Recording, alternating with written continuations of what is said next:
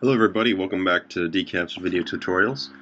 Today I want to talk to you about viewpoints and then also how you can go about quickly moving objects and really precisely moving objects.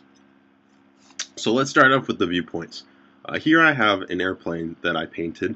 This is based on 737. This is a 737-600 that I modified. I did the painting and the wing modifications. So let's start off by looking at the different viewpoints. The viewpoints are all based around the number pad on your keyboard. And by pressing the right keys, you can get to the right viewpoints. So let's start off by looking at this from the top. If you press the 7 key, you'll go from a top-down view with the nose to the right. If your airplane is not in this orientation when you press the 7 key, you need to move it into this orientation. Otherwise, YSFlight, you'll open up your airplane and you'll be flying backwards. And that is not what you want. So let's say we want to look at a side view. If you press the 1 key, now we have a side view from the right side of the aircraft. Now if we press the 3 key, that'll give us a nose-on approach view. You can see the cockpit there and the engines. So this is great, but there's times where we want to look at the left side of the aircraft or the bottom or the back. By pressing Shift plus and whatever viewpoint we want, we'll look at 180 degrees opposite. Now you got to do this pretty quickly because you saw I started zooming in by pressing the plus key. So if we go Shift plus 3, now I'm looking at it from the back. Shift plus 7, now I'm looking at it from the bottom. This is very, very helpful because now we can do straight-on cuts and things like that to make all of our paints. But let's say that that's not quite how we want to rotate. We want to go a few different increments. By using the 8, 4, 2, and 6 key, we can rotate in different directions and view our airplane in different views. And you might be wondering what the 5 button does. We haven't used that yet. What the 5 does is it plays around with your perspective. If I press the 5 here, now you can see that the tail is really far away, the nose is really, really close. Now this can be very helpful in certain circumstances. I've used it to get inside of cockpits to make sure that all the painting is done right and coming through properly, because I couldn't quite see through the cockpit. Now inside the plane, you can see all around you, and you can make sure that the colors match what you want to do. But generally, I stay out of the 5 perspective. I just stay in the normal default perspective. So let's open up a new file here, and let's go over some of the very basics. So again, we have our default setup here with the camera, light source, and coordinate system and default cube.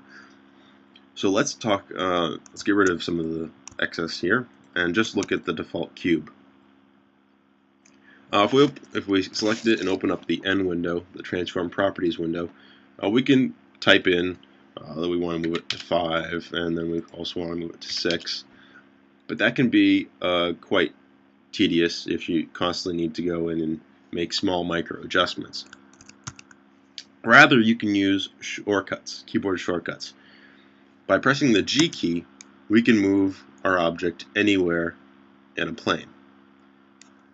Now, we are looking from the top down, so this is only moving relative to our viewpoint. Now, let's escape and shift our view a little bit, so now we're not on any of the axes. And if I press the G key now, notice over here, all these numbers are changing as the cube is moving in all 3 directions. Now that might not be what we want to do. So we can move it in 2 directions only if we are looking from one of the 7, 1, and 3 viewpoints. Or we could constrain our movement and type in exactly how much we want this to move.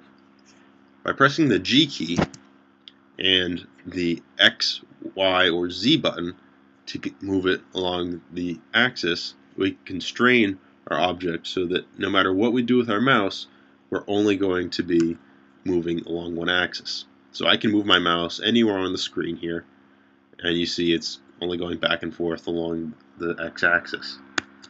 Conversely, I can do that on the y-axis. I can make circles, I can doodle with my mouse, and it's still only going to be on the y-axis. Very, very handy. Let's also talk about rotation. Sometimes you might need to rotate a wing or your wingtip or something just to get it to the right space. If you press the R key, you can rotate in all three directions. But that might not be what we want to do. Again, if we bring up to one of the viewpoints, in this case I'm looking from the top down, and I press the R key, I'm only going to rotate around the Z-axis.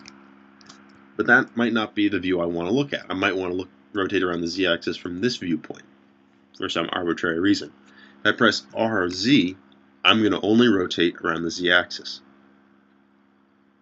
Now, just like with the grab tool, I can press R, Z, and then type in an angle I want to turn through, say 25 degrees. Press Enter or Return, and it'll accept this. So that's a very, very powerful tool that you have at your disposal. And there's one final object manipulation tool that I want to talk about today, and that is the scaling tool. That deals with these dimensions down here, scaling in the X, Y, and Z axis. If I just press the S key, that'll allow me to scale in all directions evenly. But if I only want to scale, say, in the Y direction, I press S, Y, and then I drag my mouse. And you can see that this deforms the object, only scaling in the Y direction. Very, very useful tool to have.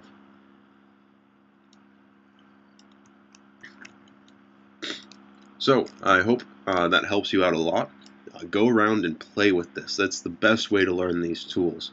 Go and play with it, manipulate things, try to experiment, and that's how you're going to learn the best. If you have any questions, go ahead and post it in the comment section below. I'll do my best to answer it as soon as possible. Happy modding.